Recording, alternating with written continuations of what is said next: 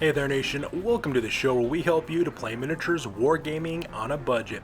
It is I, Commander Cheapskate, and welcome to another edition of Necro-Mondays, where we host Necromunda Battle Reports every single Monday with our series, the Underhive Wars. And on this episode, we're talking about Battle Report number 60. It is the 60th battle in our Sector 7 Turf War, and it is a Marauder scenario that was played between my two friends, Smells Like Febreze, as well as Dark Lord Mac.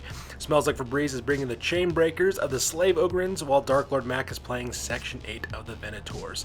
So we are now within the second battle report of our very last turn of our Sector 7 Turf War, and so far things have been looking pretty exciting on this one. So that being said, ladies and gentlemen, we're going to play some background music, and at the same time we'll be showing you photos of both gangs as well as their rosters. So if you want to see exactly what each of the gangs is bringing for this one, go ahead and pause and take a look at your own leisure. So that being said, let's get this battle report on a roll.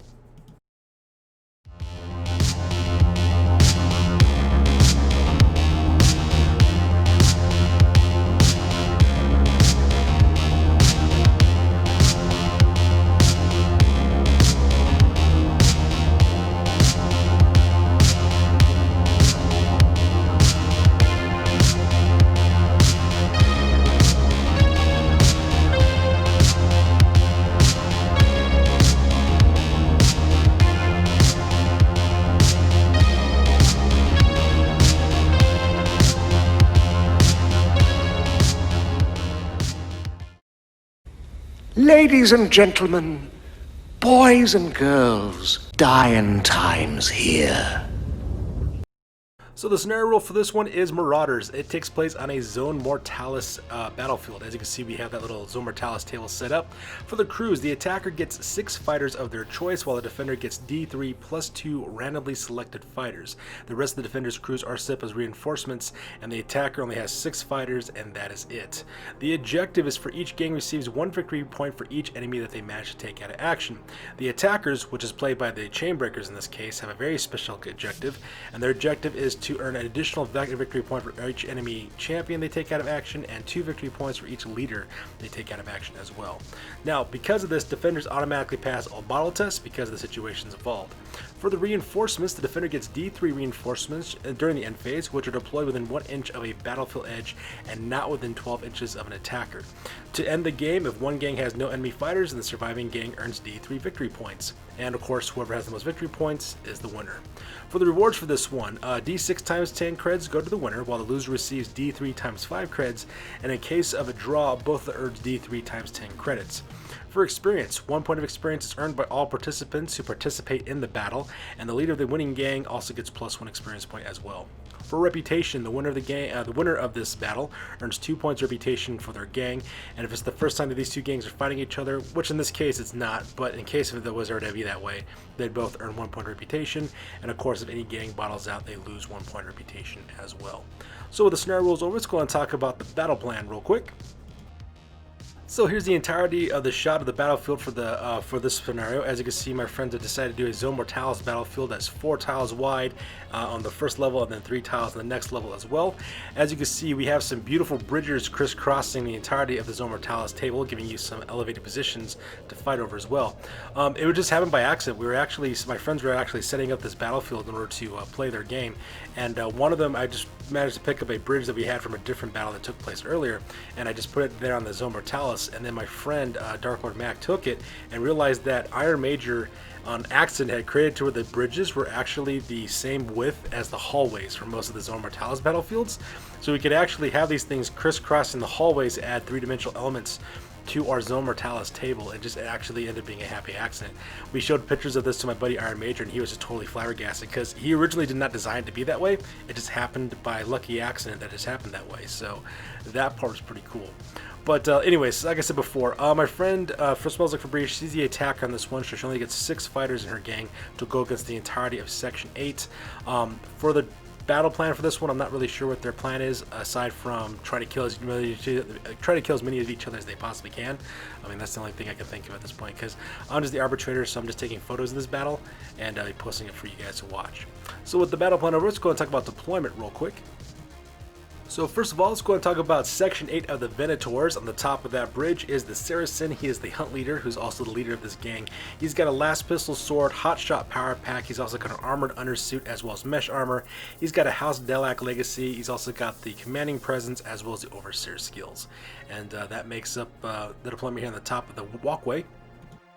On the ground level of the walkway, we have two more fighters from Section 8. On the left-hand side, that is the Pig Killer. He is a hunter.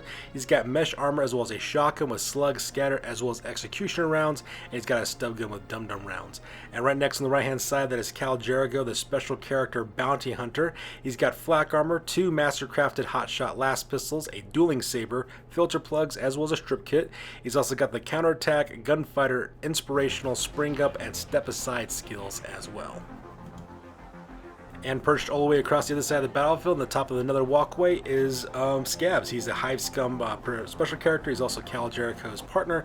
He's got flak armor as well as a plasma gun and stub gun. He's also got filter plugs. He's got the Clamber, Escape Artist, as well as the Infiltrate special rules attached to him as well.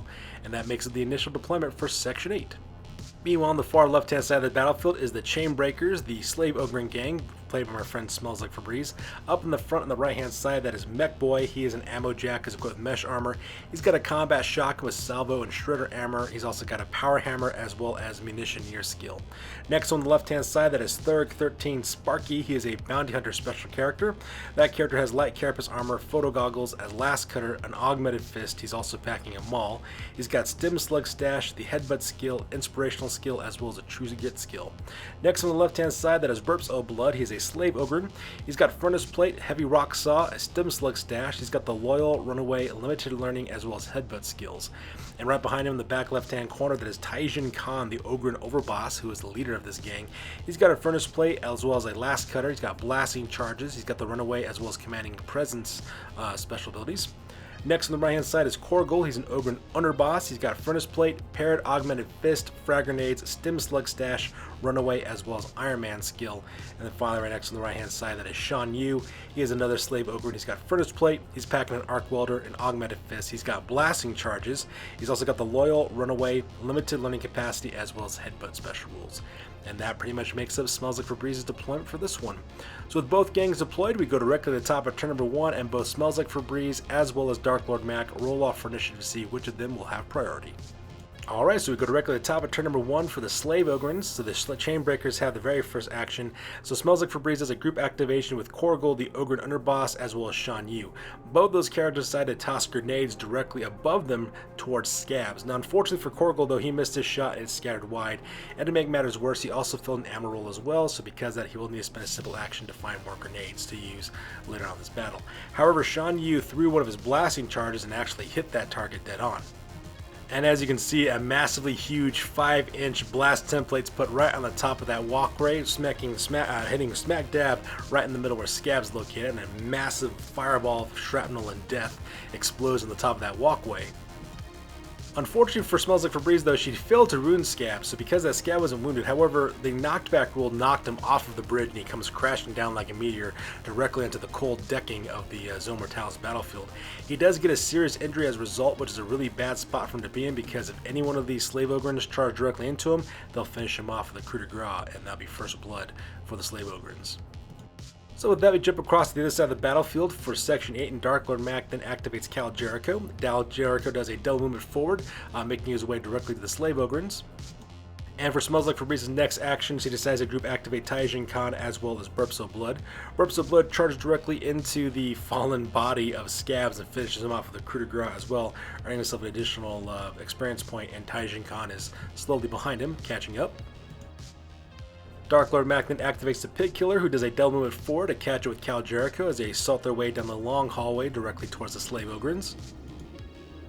And for Smells Like Febrze's very last activation, she decides to activate Thurg 12 Sparky, who then does a group activation with Mech Boy, and both those guys do a double movement forward directly towards that ramp, leading directly towards the Section 8 Venators. And that pretty much makes up the action phase for this one.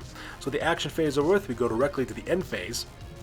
So for the end phase, 2 reinforcements show up for my friend Dark Lord Mac. First of all is Red Cap Killer. He shows up at the bottom of the battlefield, at the base of the walkway where the Saracen's located at. He's a hunt champion. He's got a bolt pistol as well as, oh sorry, not bolt pistol. He's armed with a long rifle. He has maul as well as a mesh armor. He's got the fast shot, clamber as well as marksman skill. And deployed on the same table edge, but about 6 inches forward, is AWOL Al. He's another hunt champion. He's got mesh armor as well as an axe and bolt gun. He's also got the fast shot as well as the hip shooting skills. And that pretty much makes up the reinforcements for the end phase. So here's an overhead shot of the entirety of the battlefield at the end of turn number 1. As you can see, the Slave Ogryns are slowly making their way from their tile directly towards the main hallway, heading directly to Section 8. At the said time, Section 8 is setting up the defenders up forward to that green chemical pit to lay down some covering fire. At the same time, we also have some reinforcements showing up there on the bottom of the battlefield as well. So with the turn over with, we go directly to the top of turn number 2, and both Dark Lord Mac and Smells Like Febreze roll off for priority to see which of them will be going first. So we go directly to the top of turn number 2, and the Slave Ogryns manage to get the initiative on this one, so Smells Like Febreze goes first. And for her first activation, she does a group activation with Thurg 12, Sparky, as well as Mech Boy. Thurg 12 Sparky does a double movement to the top of the battlefield, looking like he's trying to flank around to get to position to assault the Venators. At the same time, Mech Boy does a simple action to move up the ramp to the top of it, and another simple action to open up with his combat shotgun directly to AWOL Al. He's actually got a perfect line of sight, and so Smells Like Febreze decides to have him open fire with a salvo round for his combat shotgun. And as you can see here, AWOL Al is suffering. He gets hit twice by the shotgun because the combat shotgun salvo rounds have rapid fire, strength 5, damaging 2, -1 AP hits. So because of that, both of those, one round actually hits AWOL Al and actually wounds him, the other one doesn't. Basically drops him down all of his wounds, puts a serious injury as well as a flesh wound result on him as well. At the same time, because of knockback rules, he gets pushed back 2 inches as well, which is really, really horrible for him. So Dark Lord Mac decides to activate Red Harvest, and Red Harvest does a double movement using his clambering skills to climb all the way up to the top of the walkway, joining up with the Saracen as support. So for the remainder of the turn, not much really happened. Only one important event took place, so because of that, I just took group shots for this part of the battle report, and then I'll talk about specifically what happened with the most important phase. But really, for the most part, Smells Like Febreze just sends her Slave Ogryns in a conga line heading directly towards Section 8. Up in the front, we got Burps of Blood, followed by Taijin Khan, followed by Shan Yu, and then last in the back, we have Korgel, so they just do no movements to move up as quick as they possibly can. Meanwhile, at the same time, on the other side of the battlefield, Dark Lord Mac activates both the Pig Killer as well as Cal Jericho. Pig Killer just opens up with his shotgun using solid slugs at Mech Boy, but unfortunately for him, though, he misses his shots. However, Cal Jericho opens up with his twin master-crafted latch pistols with hotshot power packs, and he doesn't miss. He manages to hit Mech Boy twice, actually causing injuries both times. He puts a flesh wound as well as a serious injury directly onto Mech Boy, so Mech Boy goes crashing face down into the dirt, and he is currently bleeding out with a serious injury as well.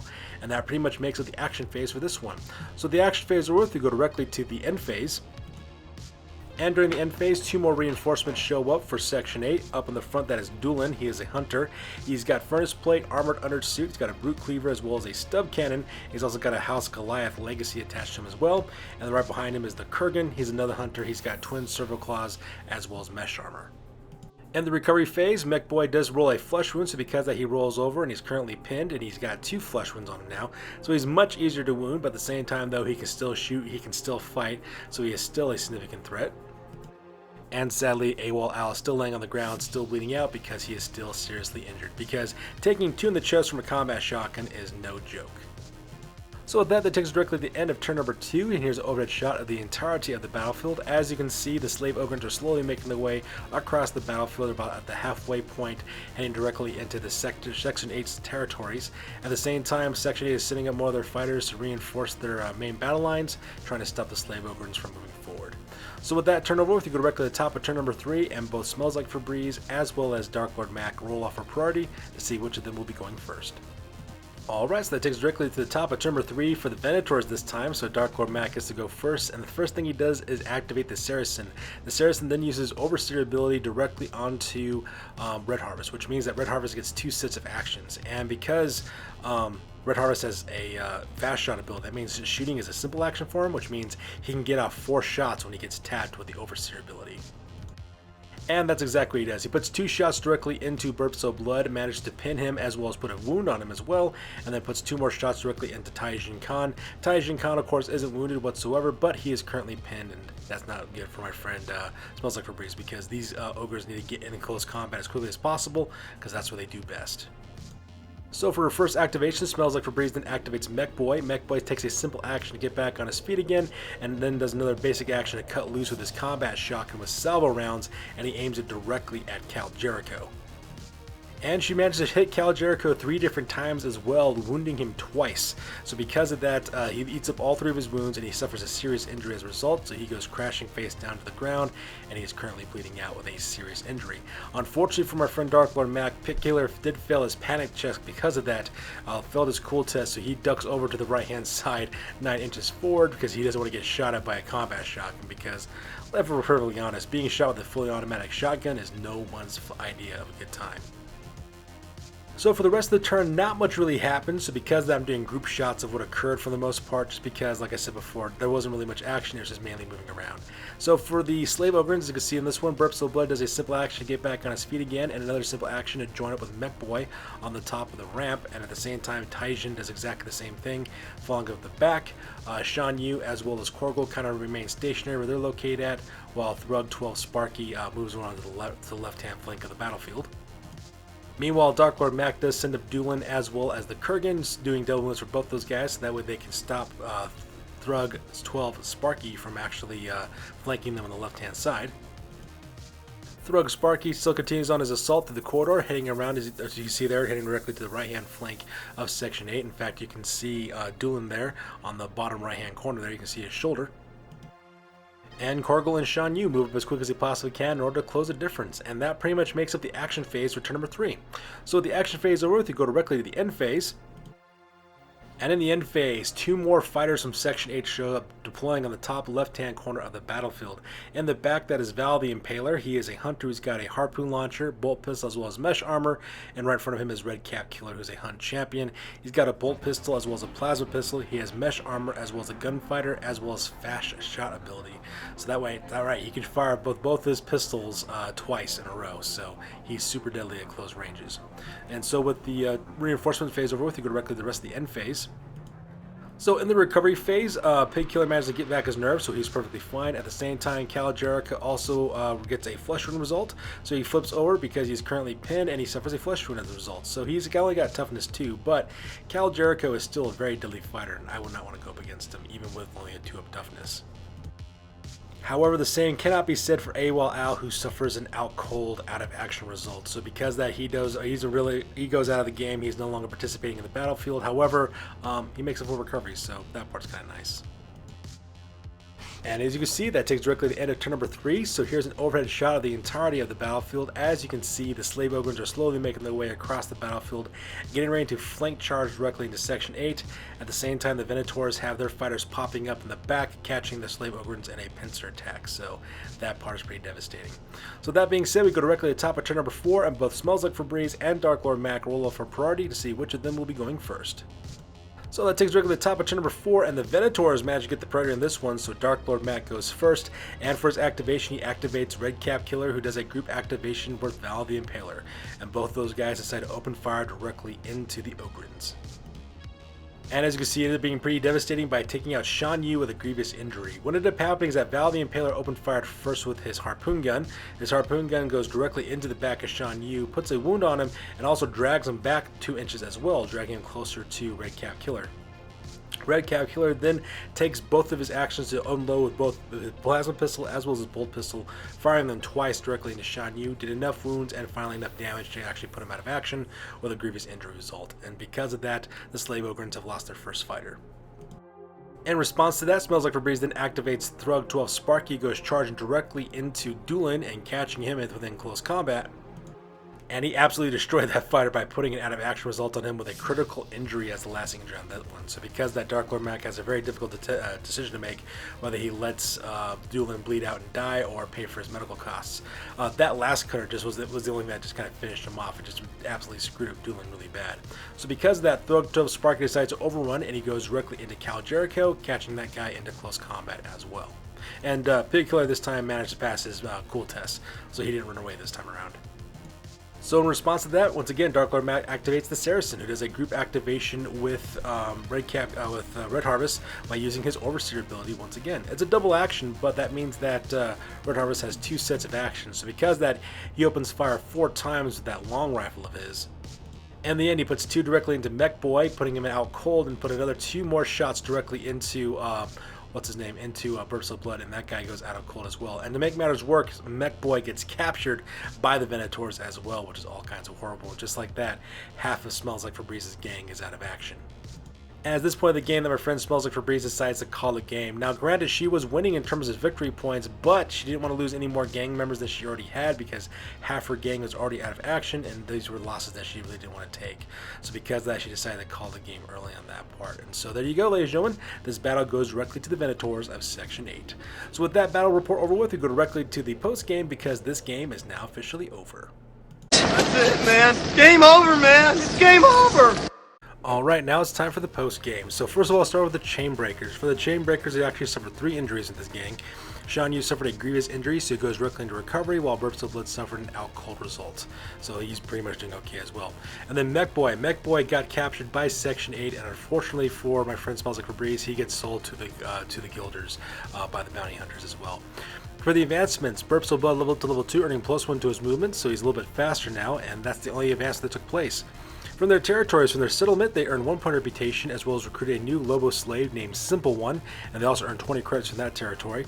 From their collapsed domes, they rolled 3d6 times 10 credits, and ended with 140 credits when it's all said and done.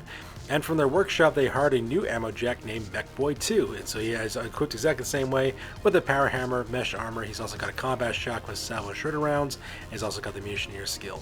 From settlement number 2, though, they did lose that settlement because Section 8 decided to claim that one, and then from their fighting pit, they still get their 2 fighters, Tova and Avot, in order to help them out with that. From the trading post, they got 5 credits from the scenario, as well as 160 credits from their territories, as well as 30 credits from their stash, giving them 195 credits in total. With the 195 credits, they purchased an augmented fist, a heavy rock cutter, as well as armored undersuit and drop rig for Simple One, their newly recruited Lobo slave.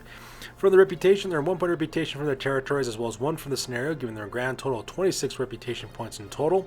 Their new record now is at 4 wins, as well as 3 losses, and the new gang rank now is at 3,028 points. Meanwhile, for Section 8, they suffered 3 injuries on this one. AWOL Al suffered an out-cold result, so he's perfectly fine. Doolin suffered a critical injury, but because of that, my friend Dark Lord decided to spend 40 credits they had in his stash in order to save him. So because of that, Doolin suffers a grievous injury instead, so he goes directly into recovery. For Scabs, he actually goes into full recovery as well, so he is perfectly fine there as well. For their advancements, the Kurgan leveled up to level 3, earning +1 to his strength. And from their territories, from their first settlement, they got 1 point reputation as well as 50 credits. From their Needleways, they don't get anything from that because they don't get to use special deployments on this one. From their Gambling Den, they actually earned 50 credits from that one. My friend decided to call for the 5 of Hearts, what he decided to go with. They drew diamonds on this one, so only gets 50 credits for that one. From their Toll Crossing, they managed to get 25 credits from that, and from settlement number 2, they captured that from the Chainbreakers. They earned 1 additional point of reputation from that, as well as 50 credits as well. Now, in the trading post, they managed to secure 175 credits from their territories, 40 from the scenario, as well as 15 credits from selling Mech Boy to the Guilders because Cal Jericho managed to capture him, and they had 5 credits left in their stash, which gave them a grand total of 235 credits in total. With that 235 credits, they decided to hire a Jotun H-grade Servitor Ogryns, so they decided to get a brute for this gang, and his name is Dayglow Dan. And he's also equipped with 2 augmented fists as well as flak armor. For the reputation, they got 2 points reputation from their territories as well as 2 points reputation from the scenario, giving their grand total of 40 points in total. Their new record now is at 8 wins as well as 5 losses, and the new gang rank now is at 3,115 points. So that's going to do it for this one, you guys. As always, please feel free to like, comment, and or subscribe. Your guys' input is invaluable to us as always. Also check us out on Facebook, Instagram, as well as blogger.com for all the latest, greatest hobby news related to this channel. That's going to do it for this one, you guys. We'll catch you guys next one. Peace out and stay classy.